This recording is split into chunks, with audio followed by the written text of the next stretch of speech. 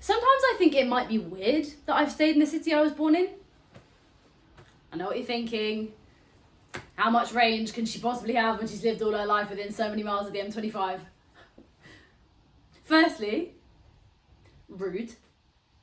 Secondly, I do have life experience. You know, I was born and raised in West London.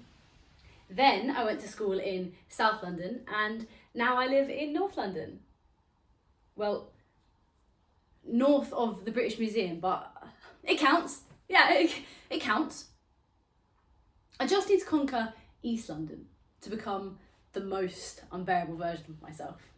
A true Londoner in every sense of the word. I will be insufferable. Although, I'm not entirely sure how I could get much worse, seeing as London has already shaped me into this hateful little goblin you see before you. Not that it's obvious to the untrained eye, of course. I am still what the ladies call a cat. Thank you. But inside my brain, I have the sort of burning anger that is only ever really utilised by people who feel personally wronged by things that have very little to do with them, or that only ever cause a very mild inconvenience. I'll give you an example. It's like how self-proclaimed carnivores feel when they see vegan options on food menus. Or how Katie Hopkins feels when she hears another child's been named after a city. Katie, leave Brooklyn alone!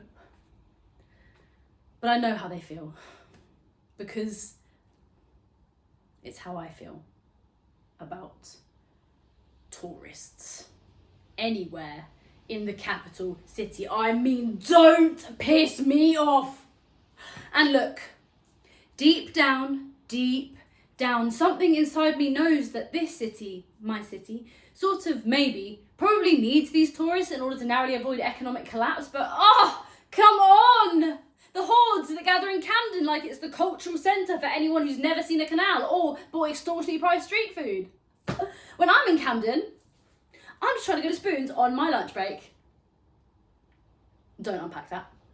Or the outsiders, who might temporarily look like they could belong, only to reveal how truly misplaced they are when they stop abruptly in the street with such little spatial awareness that my driving instructor would roll in his grave.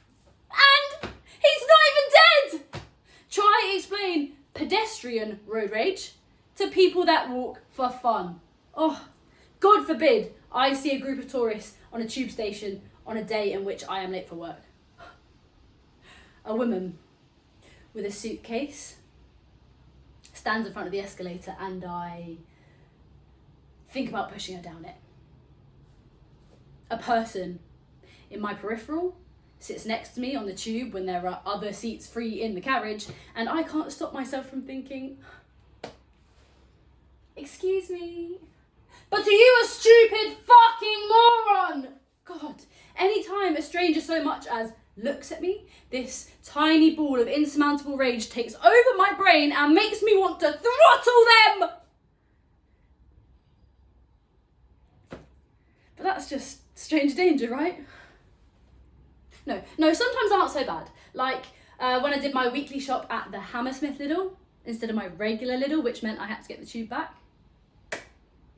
Now, getting on a London train of any kind, above all the tube, with multiple bags.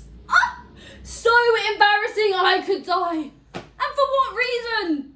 People go places, naturally, baggage follows. And I am talking about a very specific type of baggage. No one's cringing with arms full of luxury shopping bags whilst they live out their pretty woman fantasy. An air of superiority, whisking them through the underground tunnels on the way to tell the people who wronged them just how badly they messed up.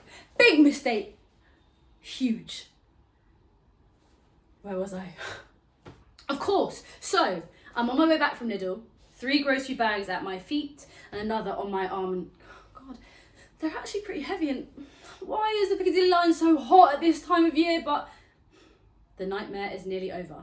And as I'm walking towards my exit, I register this older gentleman watching me.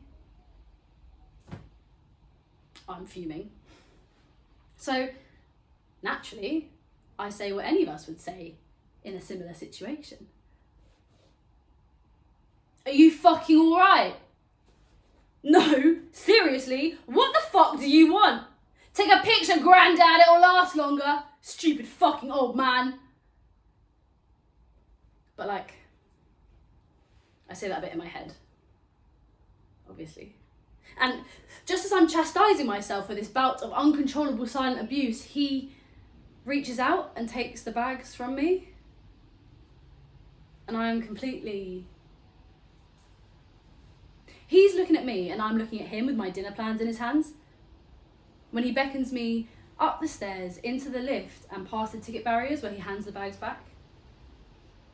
I find my voice and I'm stumbling over my thank yous, unsure how to proceed, much less process the kindness of this old man who moments ago I would have stabbed with my keys if I was offered the opportunity. He shrugs, says, they looked heavy. We both leave the station. But I walk a different way home. And when I see one, I duck into a Costa, then leave without ordering anything. Because I didn't see which way he went. And after all that, something in my gut tells me not to trust a stranger's random act of kindness.